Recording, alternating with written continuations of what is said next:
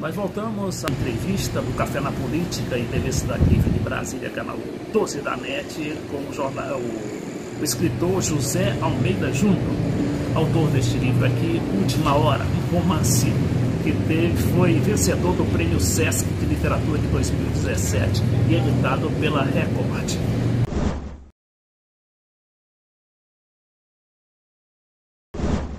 A editora, uma das principais editoras hoje no Brasil. Então, nós estávamos falando aí de golpe, não é? Golpe contra Getúlio, e claro que isso nos ocorre, né, fazer uma associação com a situação de hoje, né? E aquilo é muito parecido, né? A gente vê aqui que essas tramas todas no Congresso, sobretudo na grande imprensa, né, querendo derrubar um presidente popular, e a gente teve praticamente a reedição disso em 2016. E lá se chamava, na época, os golpistas de a República do Galeão, que ficavam os militares e os políticos conspiradores, que era no antigo Galeão, que era o aeroporto do Rio de Janeiro, que era uma base aérea, a base aérea da FAB. E lá eles também chamavam todo mundo, não é? Inclusive portulavam gente, como foi o caso do secretário particular do Getúlio, chefe de sua guarda pessoal, Gregório Fortunato. E agora também a gente vê esses mandatos, né, essas coerções executivas, como é que chama? Coercitivas, e que levou o Lula também, não é? Quase que o transportaram para Curitiba. Como é que você vê a situação de hoje, com você que é um homem da área, né, um defensor público, como é que você vê a situação de hoje e a situação de antes? Eu vi muita gente comparando o que aconteceu com o ex-presidente Dilma Rousseff em 2016 com o golpe de 64. Mas se nós formos voltar 10 anos antes na história, em 1954, nós veremos que a situação é muito mais parecida. Porque em 64, o grande mote para a derrubada de João Goulart foi o sentimento anticomunista, né? O medo. Foi criada uma sensação de medo muito grande, foi criada uma sensação de que João Goulart era um comunista, coisa que não era, né? Que você sabe que ele não era. Ele era um trabalhista, que são dois grupos diferentes, inclusive antagônicos. Um fazendeiro, não é? Ele era um fazendeiro. Riquíssimo, né? Riquíssimo. Então, inclusive havia uma campanha muito grande, oficial, paga pelo instituto chamado IPES, né? Que foi um instituto criado para criar o medo na sociedade, para oportunizar o golpe de 64. Dizem que o IPES da época é o milênio de hoje.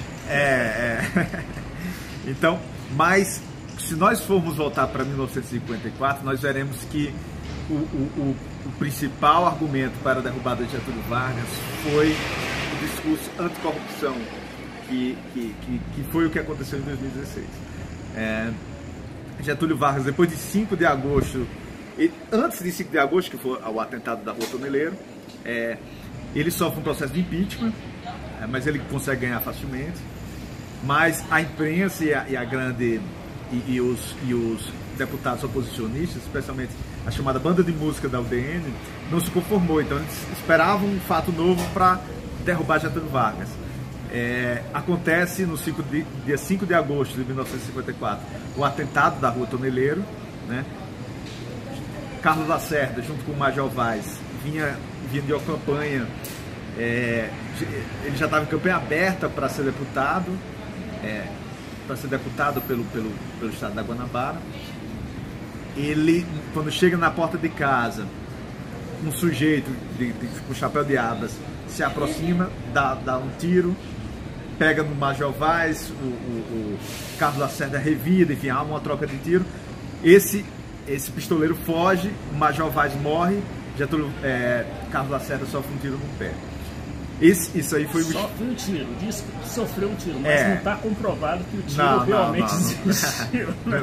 Inclusive a versão do Marcos, no meu livro, é de que ele não levou um tiro no pé, né? Porque o prontuário médico dele sumiu do hospital Miguel Couto lá. Aliás, sumia tudo ali, né? Sumia tudo, a conspiração era tão grande. Sumiu o laudo, aliás, não foi feito um laudo de balística para saber de onde partiu o tiro que matou o Major Vaz, se foi do pistoleiro ou do próprio Carlos Lacerda, porque o Carlos Lacerda depois do atentado ficou desesperado, achando que ele caiu os óculos dele na hora do tiroteio e ele saiu tirando para todo lado. Então ele acreditava que o tiro que matou o Major tinha sido dele. Mas enfim, depois do 5 de agosto, a situação do Getúlio Vargas se tornou insustentável. Falava-se em mar de lama, não se deixava... Sempre a campanha moralista. A campanha moralista. Base ali na época do anticomunismo, também do moralismo, não é? Das condições, né, da sociedade, mas nada, ninguém se preocupava com a situação do povo, que também que era difícil. O discurso era moralista. Durante o processo foram subvertidos vários procedimentos legais. Era um inquérito policial civil comum, que foi avocado pelos militares, porque o Major Vaz... E ali já se transformou num tribunal de exceção. Se transformou num tribunal de exceção. Que nem é hoje o de Curitiba, né?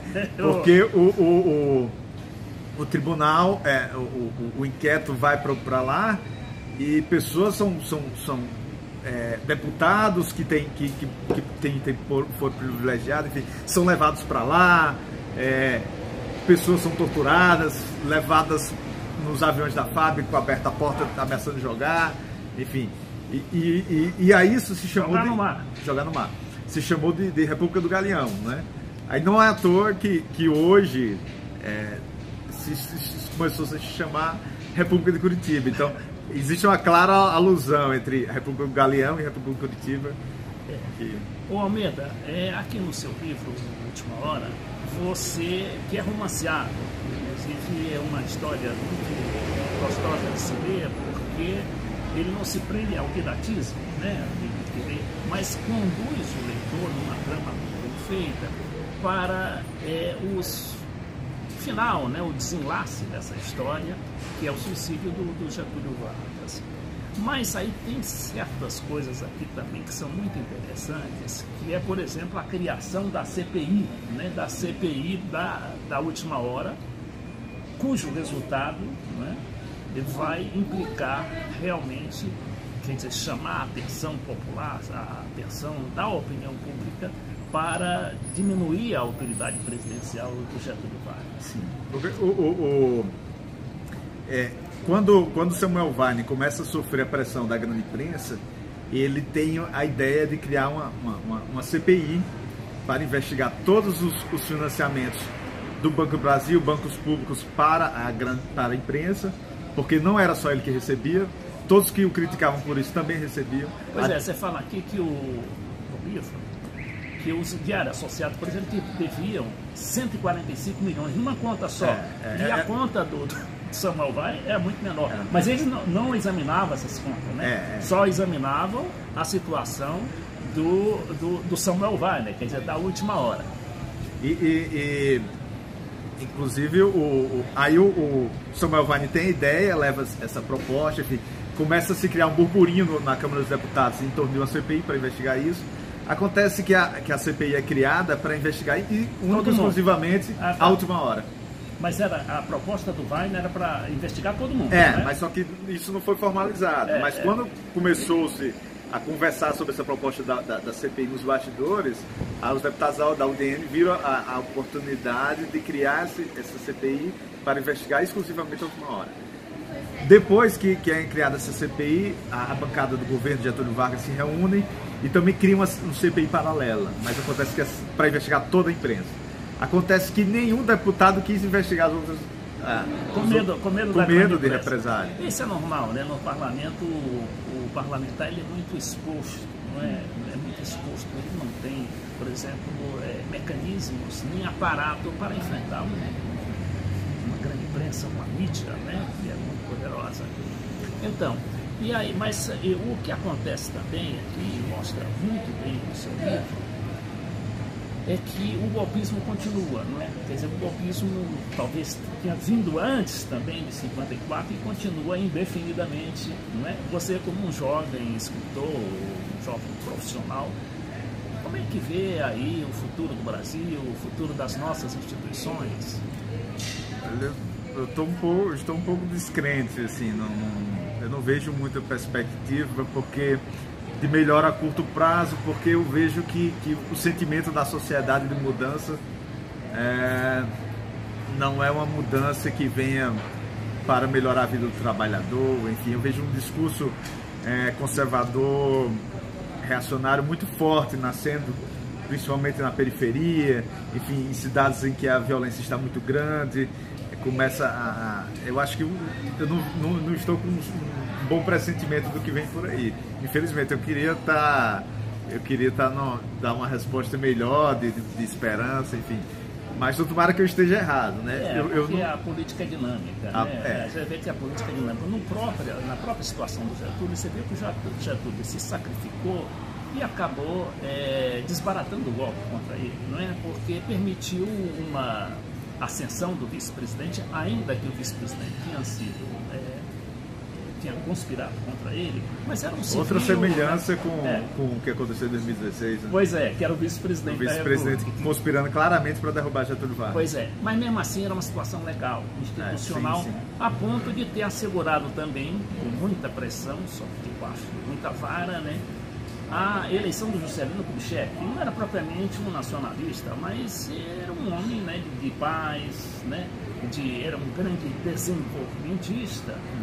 Bom, porque o golpe foi esclarecido, né, as intenções golpistas, a população, como você fala aqui no livro, saiu às ruas, né, inclusive para empastelar, contra os jornais da época, principalmente o Globo. Os carros foram virados no meio da rua, estações de rádio dos diários associados no Rio Grande do Sul foram queimadas. O suicídio de Getúlio Vargas virou uma comoção muito grande. E a carta testamento foi muito forte, foi muito oportuna, porque ficava se repetindo seguidas vezes, o dia todo, a denúncia da conspiração que vinha contra ele, as aves de rapina, enfim. Aquilo ecoou durante muitos anos no imaginário da época. Pois é, e agora nós temos também, aí o golpe aos poucos também está se esclarecendo por si próprio, né? Essas investidas contra o pré-sal, contra a legislação trabalhista, né? A legislação trabalhista de 70 anos, né? Voltando à estaca, que não era nem antes do Getúlio, era antes do século anterior. Por isso, né? Eu não vejo não estou com bons olhos. Não, pois mas é justamente isso. Como o processo é político, como é dinâmico, né? Como é dinâmico, a gente pode almejar, né? Que aconteça isso. Nós vamos ter eleição, coincidentemente, também para coincidir com 54, que foi a eleição, a morte do Getúlio foi em 54 e houve eleição em 55. E aqui houve o golpe, né, em 16, mas vamos ter eleição em 2018. Vamos esperar ver o que vai acontecer aí. Mas Almeida, grande abraço para você e parabéns pelo livro, viu? Eu recomendo, realmente é uma grande leitura. Né? Aqui a gente lê esse livro aqui nos 2 ou 3 dias. Eu tentei fazer de uma forma bem simples, uma leitura bem rápida, enfim. Pois é, e você também já está trabalhando no outro livro aí, né? Inclusive estendendo o papel desse personagem aqui, que é o Marcos, né? Eu acho que eu estou trabalhando, eu quero fazer um livro, não continuação, mas um livro com alguns dos mesmos personagens, mas trazendo a situação da década de 50 para um período entre 61 e 64. Eu acho que é um período, existem muitos romances sobre a ditadura do Brasil, de 64, a partir de 64, especialmente nos anos de chumbo, a partir de 68, mas esse período pré-golpe eu acho que pouco explorado, e tem muitas situações interessantes para explorar nesse período. Então, foi um grande prazer ter ouvido o nosso escritor, defensor público, mas muito bom jornalista de Araque, o nosso Rábula, né? José Almeida Júnior.